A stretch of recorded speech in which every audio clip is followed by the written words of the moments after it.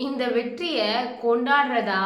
இல்ல வந்து என்ன சொல்றது அப்படின்னு எனக்கு தெரியல. பிகாஸ் ஆஃப் இதுவரைக்கும் ஐபிஎல்ல நெறைய பேர் ஜெயிச்சிருக்காங்க. நெறைய பேர் வந்து தோத்தும் போயிருக்காங்க. நெறைய டீம்ஸ் வந்து 5, 6 கப்பெல்லாம் வந்து வச்சுட்டு லைன் அப்ல நிக்கிறாங்க. பட் அவங்கலாம் வெற்றி விழா கொண்டாடுனாங்களான்னு தெரியல. அந்த விழால எத்தன பேர் இறந்தாங்களா அப்படின்னு கூட தெரியல. பட் இந்த வெற்றி விழால இத்தனை பேர் இறப்பாங்கன்னு நான் நினச்சி கூட பார்க்கல. பேசிக்காக காமனான ஒரு விஷயம் வந்து இங்கே எல்லாருக்கும் தெரிய மாட்டேங்குது அப்படின்னு நினைக்கும் போது தான் ரொம்பவே வருத்தமாக இருக்கு. அப்படி என்ன அந்த விஷயம் அப்படின்னு பார்த்தீங்கன்னா, லிட்டராக ஒரு வார்த்தை சொல்லி நான் கேட்பேன், பட் கேட்க வேண்டாம் அப்படிங்கிற மாதிரி தான் இருக்கேன்.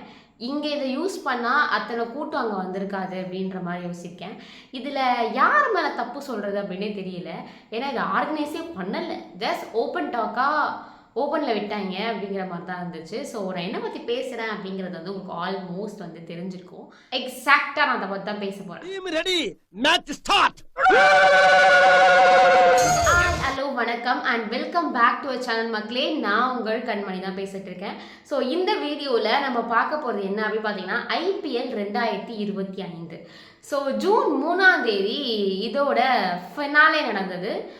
பஞ்சாப் கிங்ஸுக்கும் ராயல் சேலஞ்சர்ஸ் பெங்களூருக்கும் நடந்தது. ஸோ இதில் பெங்களூர் ஜெயிக்குமா இல்லையான்ற மாதிரி போயிட்டு இருந்து 18வது ஐபிஎல்ல ஜெயிச்சது ராயல் சேலஞ்சர்ஸ் பெங்களூர். இந்த 18 அப்படின்றது அதுக்கப்புறத்துலேருந்து விராட் கோலிக்கு வந்து ஒரு லக்கியஸ்ட் நம்பர் அப்படிங்கிற மாதிரி ஆயிடுச்சு. ஸோ விராட் கோலியோட ஜெர்சி நம்பர் வந்து 18. ஸோ 18 தான் ஒரு லக்கி நம்பர். இந்த 18வது ஐபிஎல் தான் வந்து ஆர்சிபி ஜெயிச்சிருக்காங்க அப்படின்னு சொல்கிறாங்க. ஒரு வரலாற்று சிறப்பு மிக்க ஒரு விஷயம் இது. ஸோ ஆர்சிபியை பொறுத்த வரைக்கும்.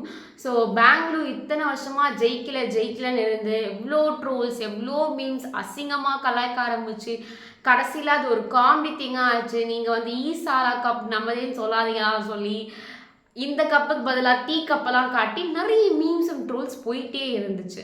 ஸோ அந்த வெற்றியை வந்து கொண்டாடலாம், பட் இந்த அளவுக்கு அப்படிங்கிற மாதிரி இருந்துச்சு. பிகாஸ் ஏன் அப்படின்னு பார்க்குறீங்கன்னா, ஆர்சிபியோட மேட்ச் முடியும் போது ஒரு 1 மணி இருக்கும் நைட்டு. அங்கே ஃபுல்லாக ஃபெஸ்டிவல்லாம் முடிகிறது ஒரு 3 மணி ஆகிருக்கும். ஸோ அகமதாபாத்தில் இந்த மேட்ச் நடந்துச்சு. ஸோ பெங்களூர் ஜூன் 4ஆம் தேதி என்ன பண்ணுறாங்க அப்படின்னா, இதோட வெற்றி விழாவாக அறிவிக்கிறாங்க பெங்களூரில். ஸோ அங்கேருந்து இங்கே வரத்துக்கே அவங்க மாலை 5 மணிக்கு தான் வந்து சின்னசாமி ஸ்டேடியத்தை வந்து அடைகிறாங்க. ஸோ சின்னசாமி ஸ்டேடியம் வந்து ஒரு 35,000 மக்கள் கெப்பாசிட்டி கொண்ட ஒரு ஸ்டேடியம். அதுக்கு மேலே அங்கே எவ்வளோ புகுத்தினாலும் அவங்க மக்களை வச்சிருக்க முடியாது. ஸோ இந்த ஈவெண்ட்டை பார்த்தீங்க, இந்த வெற்றி விழாவை பார்த்தீங்க அப்படின்னா ஓப்பனாக விட்டுட்டாங்க. நோ ரிஜிஸ்ட்ரேஷன், இத்தனை மக்கள் வரலாம் வரக்கூடாது அப்படின்ற மாதிரி எந்த ரெஸ்ட்ரிக்ஷனும் இல்லாமல் விட்டாங்க. பட் அங்கே வந்த கூட்டம் பார்த்தீங்கன்னா கிட்டத்தட்ட 3 லட்சம். 35,000 கெப்பாசிட்டி உள்ள ஒரு இடத்துல 3 லட்சம் பேர் எப்படி வர முடியுன்ற ஒரு பேசிக் சென்ஸ் கூட ஃபர்ஸ்ட் ஆஃப் ஆல் இல்லை. அண்ட் இதை வந்து ரிஜிஸ்ட்ரேஷன் கொடுத்து இவ்வளோ மணி கொடுத்தா தான் உள்ளே விடுவோம் அப்படின்னு சொல்கிறதுக்கு அவசியம் கிடையாது. பட் ஒரு ரிஜிஸ்ட்ரேஷன் வச்சு ஒரு 35,000 இல்லை 40,000 பேர் தான்ப்பா மிஞ்சா உள்ளே வர முடியும். அதுக்கப்புறம் க்ளோஸ்ன்ட்டு ஆன்லைன் ரிஜிஸ்ட்ரேஷனை க்ளோஸ் பண்ணியிருக்கலாம். ஸோ அதுக்கப்புறம் வரவங்கள ஒரு தெருவுக்கு முன்னாடியே பேரிகார்டு வச்சு ரிட்டர்ன் பண்ணியிருக்கலாம். எவ்வளவோ ப்ராசஸ் இருக்குது. இந்த இடத்துல மெயினாக லேக் ஆகிற ஒரு விஷயம் வந்து பிளானிங். ஸோ இந்த பிளானிங் வந்து இங்கே மட்டும் தான் லேக் ஆச்சு அப்படின்னு பார்த்தீங்கன்னா, சென்னையில் நடந்த ஏர் ஷோலையும் லேக் ஆச்சு, டெல்லியில் நடந்த அந்த கும்பமேளாலையும் லேக் ஆச்சு. நிறைய பேர் இறந்து போனாங்க. ஸோ இதில் ட்விஸ்டடான விஷயம் என்ன அப்படின்னு பார்த்தீங்கன்னா, வெளியில் மக்கள் கூட்ட நெரிசலில் பேரிகார்டை தாண்டி குதிக்கிறதும் வேலிகளை தாண்டி குதிக்கிறமா இருந்துச்சு. இறந்து போயிருந்தாங்க, மயக்கத்தில் இருந்தாங்க, அடிப்பட்டாங்க, ஒருத்தர் மேல் ஒருத்தர் ஏறினாங்க. போலீஸால் கண்ட்ரோலே பண்ண முடியல. பட் இது வெளியில், உள்ள இவங்களுக்கான வெற்றி விழா நடந்துகிட்டு இருந்துச்சு. இதுதான் பெரும் பேசும் பொருளாகவும் சர்ச்சையுமே ஏற்படுச்சு. வெளில இத்தனை பேர் உணர்ந்துட்டு இருக்காங்கடா, உள்ள நீங்க என்ன கொண்டாடம் பண்ணிட்டு இருக்கீங்க அப்படிங்கிற மாதிரி தான் பேசப்பட்டுச்சு. இந்த வெற்றி விழாக்கு பெங்களூரோட இந்த கர்நாடகோட சிஎம்மான சித்தராமையா, துணை சிஎம், ஆளுநர், இன்னும் மினிஸ்டர்ஸ்லாம் வந்து அந்த வெற்றி விழாவுக்கு வந்திருக்காங்க. இதெல்லாம் தப்பே இல்லை. பட் அரேஞ்ச்மெண்ட், ஆர்கனைசேஷன் இதெல்லாம் பார்க்கும் போது கவர்மெண்ட்ஸ்ன்னு சொல்லும் போது not only Karnataka government. So நீங்கள் பார்த்து இந்த 3 விஷயங்களையும் கவர்மெண்ட்டுன்னு சொல்லும் போது 0 அப்படிங்கிற மாதிரி தான் சொல்வேன் ஆர்கனைசேஷன் மேனஸில்.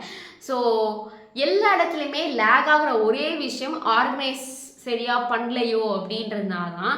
ஸோ இந்த கூட்ட நெரிசலில் ஃபஸ்ட்டு ஆம்புலன்ஸில் ஏற்றி அனுப்புகிறாங்க. ஆம்புலன்ஸில் போன 8 பேருமே இறந்தாங்க. அது 8, 11 ஆச்சு. 50 பேர் காயப்பட்டிருக்காங்க. அதில் 3 பேர் வந்து சீரியஸாக ஐசியூவில் இருக்காங்க. ஸோ இதனால நிறைய பேர் வந்து இரங்கல் தெரிவிச்சிருந்தாங்க. ஸோ இதெல்லாம் உள்ளே இருக்கவங்களுக்கு தெரிலையான்னு கேட்டிங்கன்னா பிளேஸ்க்கு தெரிஞ்சிருக்க வாய்ப்பு இல்லை. ஏன்னா யாரும் சொல்லியிருக்க மாட்டாங்கன்னு வச்சுக்கோங்களேன். அண்ட் ஒரு கட்டத்துக்கு மேலே இது தெரிய வந்து அந்த விழாவே ஸ்டாப் ஆச்சு. பட் இதுக்கப்புறம் வந்து அந்த நாட்டோட அந்த அந்த மாநிலத்தோட சிஎம்ஸ் அண்ட் ஆஃபீஸர்ஸ் எல்லாம் என்ன பண்ணுறாங்க அப்படின்னா, இறந்த குடும்பங்களுக்கு 10 லட்ச ரூபாய் வந்து டொனேட் மாதிரி பண்ணுறாங்க. ஹாஸ்பிட்டலில் இருக்கவங்களுக்குமே ஃப்ரீ ட்ரீட்மெண்ட்ஸ் அப்படின்ற மாதிரி சொல்லியிருக்காங்க. ஸோ ஆர்சியோட செலிப்ரேஷன் கிட்டத்தட்ட எப்படி இருந்துச்சு அப்படின்னா, எல்லாருமே கொண்டாடுற மாதிரி இருந்துச்சு. எல்லாருமே வெவ்வேறு டீமை சப்போர்ட் பண்ணவங்களா இருந்தாலும், even though I M A CSK fan, so இருந்தாலுமே விராட் கோலி ஜெயிக்கும் போது எல்லாருமே வந்து தான் ஜெயிச்ச ஒரு சந்தோஷத்தில் இருந்தாங்க.